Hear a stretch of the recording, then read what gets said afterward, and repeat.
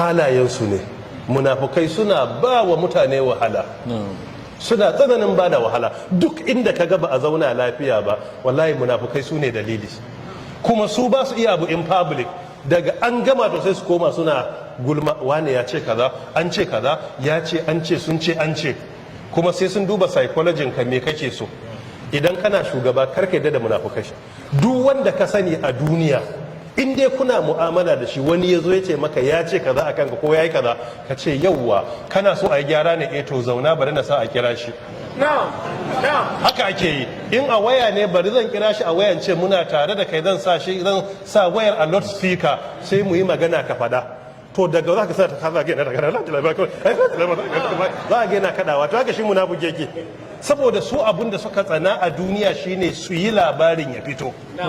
Duk abin da suka tsana kenan. Shi sa tun zamanin Qur'ani aka yi ta saukar da aya ana tona asirin su. Kuma har yanzu dai ana tafsiri, to dole sai ka ji giredar Qur'ani tana daidaita munafukai.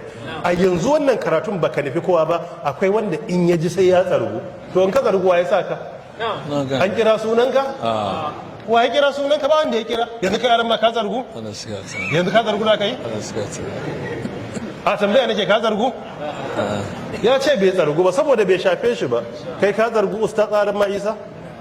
Kai shambun ka zargu? Shehu na Allah ka zargu? Duka ba, in ba ka zargu ba to bai shafe kan ba ne. Wanda yake yin daga yaji sai ce yau kan fa mu ake taba, ni ba na taba kowa, Qur'ani yake tabawa. Wallahi ba ruwa na, ni ba abin da ta samu shi. Qur'ani ne in ya sa maka gireda mun zo sai mu saka mu wuce yadda Qur'ani ya sa.